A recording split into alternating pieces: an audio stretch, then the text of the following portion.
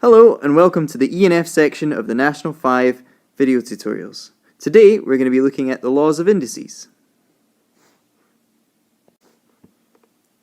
Law number 1 states if you multiply two indices together, then you have to add the powers. So the first example there is a to the power of m times a to the power of n, which is equal to a to the power of m plus n. Or with numbers, a squared times a to the power of 5 is equal to a to the power of 2 plus 5, which is equal to 7. So a to the power of 7 is your final answer. The second law of indices states that if you are dividing one index by another, then you subtract the power numbers. So here we've got a to the power of m divided by a to the power of n, which is equal to a to the power of m take away n. Or in numbers, a to the power of 9 divided by a to the power of 5 is equal to a to the power of 9 take away 5. So your final answer is a to the power of 4. Here are 8 examples that require you to use one of those two laws. Make sure you pause the video now because the answers will be revealed shortly.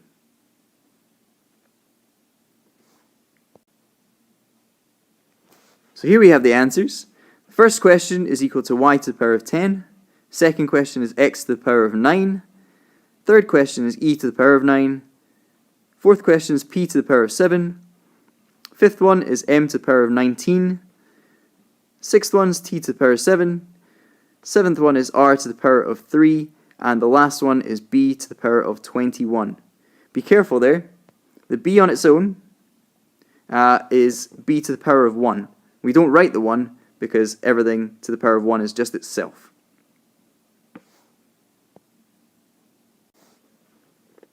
Moving on, we have law number 3 of indices.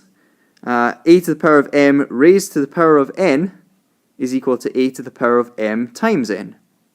Or with numbers, a to the power of 8 squared is equal to a to the power of 8 times 2, which is 16.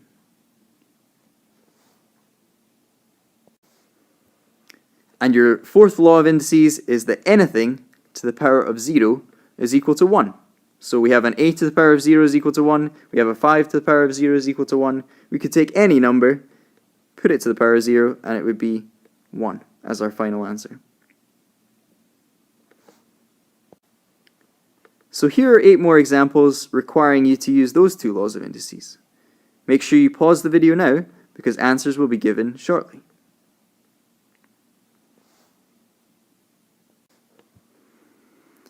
And here we have the answers. So the answer to question 1 is y to the power of 16. The answer to question 2 is x to the power of 18. The answer to question 3 is e to the power of 20. The answer to question 4 is 1, because p to the power of 0 is 1, and then raise 1 to any power and you still get 1. The answer to question 5 is m to the power of 14. The answer to question 6 is t to the power of 26. Question 7 is r to the power of 88, and the last one, question 8, is 1 again, because anything raised to the power of 0 is 1.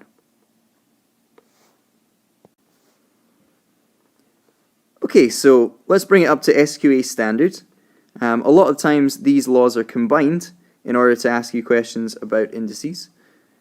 So we need to deal with this step by step. The first step in this question is to deal with the top half of the fraction here, k to the power of 4 times k to the power of 8. We need to multiply those two indices, which means we add the powers. Okay, so k to the power of 4, add on k to the power of 8 is k to the power of 12 for the top half. We'll keep the bottom half the same just now, and we're still raising that to the power of 5. The second part is we need to deal with this division here. K to the power of 12 divided by k to the power of 3. Again, we need to take away the powers. So 12 take away 3 is 9. So we're raising k to the power of 9 to the power of 5. Okay, the last part of this is we are raising a power to a power, so we need to multiply those two powers together. K to the power of 9 times by 5, which will give us k to the power of 45 for our final answer. That's how it's done. Here are 4 more challenging questions for you to have a look at.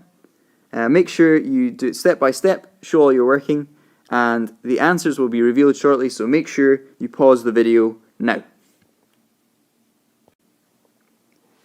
Okay, so we have the answers here. The first one ended up to be y squared, the second one f to the power of 5, the third one r to the power of 10, and the fourth one w to the power of 20. Okay, if you had any problems with that, make sure you consult a maths teacher or come along to a supported study session Tuesdays or Wednesdays after school. Finally, if you'd like a little bit more practice with indices, have a look at these questions here. They can all be downloaded for free from the SQA website. Make sure if you're still having trouble with indices, you come see a maths teacher or you attend a supported study session either Tuesdays or Wednesdays after school. Thanks for listening.